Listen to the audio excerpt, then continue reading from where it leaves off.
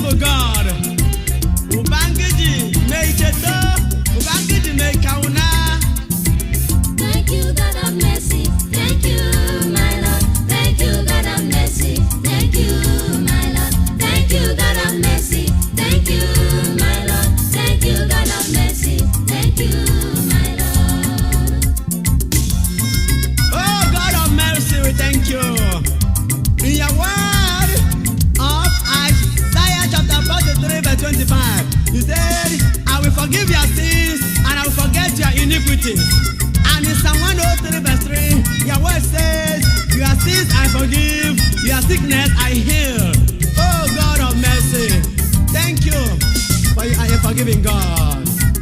While we're yet sinners, Christ you died for us. Thank you, God of mercy. Thank you, Lord, for paying the price I couldn't pay. Thank you, God of mercy. Thank you, my Lord. I salute to the great physician for healing us, taking away all our sins and brought us back to life. Thank you for giving us joy, everlasting joy, and keeping us alive. Glory, God of mercy.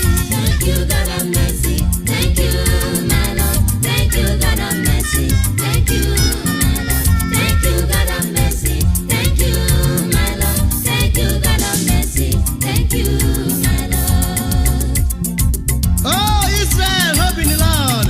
For with the Lord there is steadfast love, and with him is great power to redeem. It is he who will redeem Israel from all its iniquities. As recorded in Psalm 130, verses 7 and 8.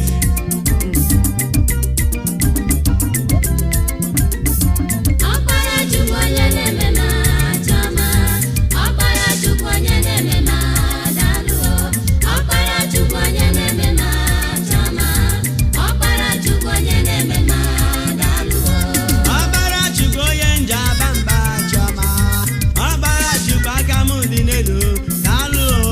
Ọbara Chukwu odum ụzọ n'ije chiọma. Ọbara Chukwu onye nje anyị isi daalụ.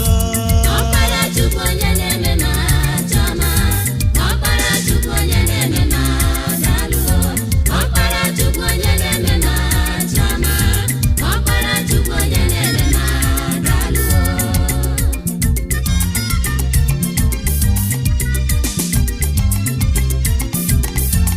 Ọbara Chukwu onye na-eme mma. Mgbasa ị gafe n'ọgbọ mmiri Besaida, i mere mma. Nwoke aka n'ụkwụ jara aja nke mgbe 18 wee nara ọgwụgwọ nsọ. Gaasị ya kunie chiri ude gị n'aba. Ọgwụgwọ nsọ wee zu ya arụ. Ome mma.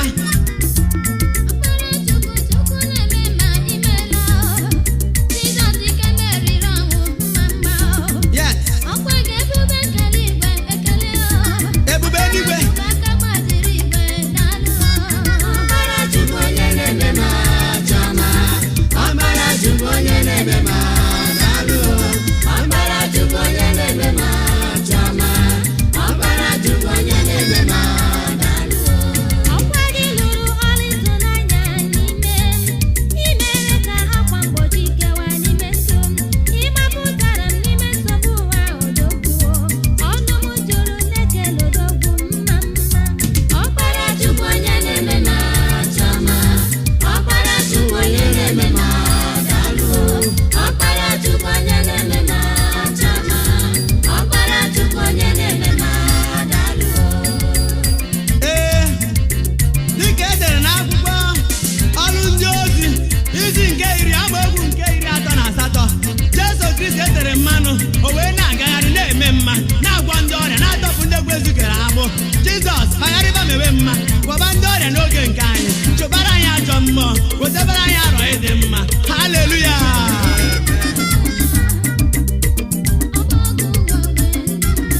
Ọgbọgụ ụmụ ogbenye.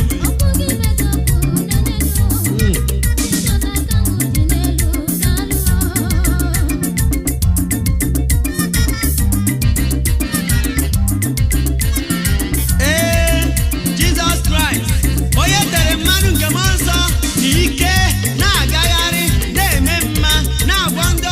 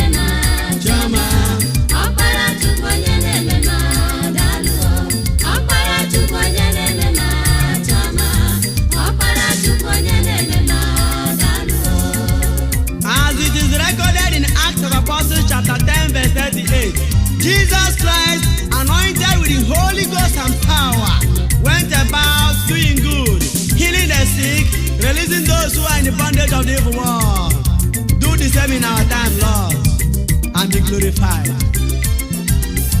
You opened the borders soon, Lord. You made the deaf to hear, you made the blind to see, you made the lame to walk, you raised the dead, you healed the sick. Do what of good, oh, thank you. Jesus, do what of good is, thank you. Jesus, do what of good is, thank you.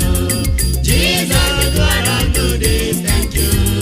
Jesus, do what of good is, thank you. I pray, O Lord, with your word in Psalm 126 verse 4, restore our fortunes, Lord, as you did in the streams and water courses of Negev, so that those who sow in tears will rejoice when they reap.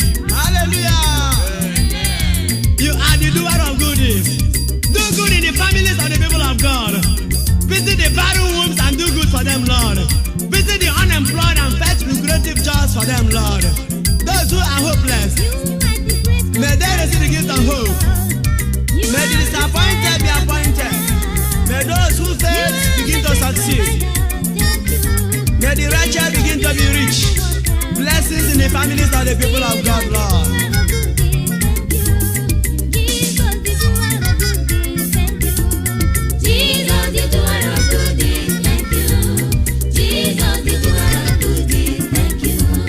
Thank you, Jesus, for the gift of life.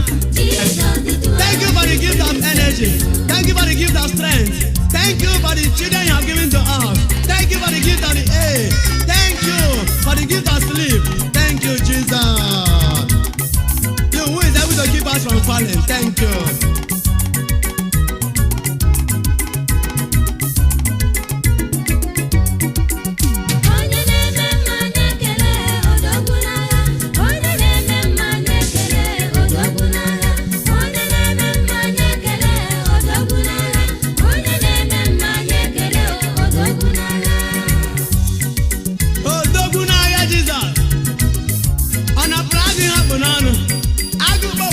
Judah, Mbarawu nke David, Ekweme, Echeta obi esi ike, Okeke mmiri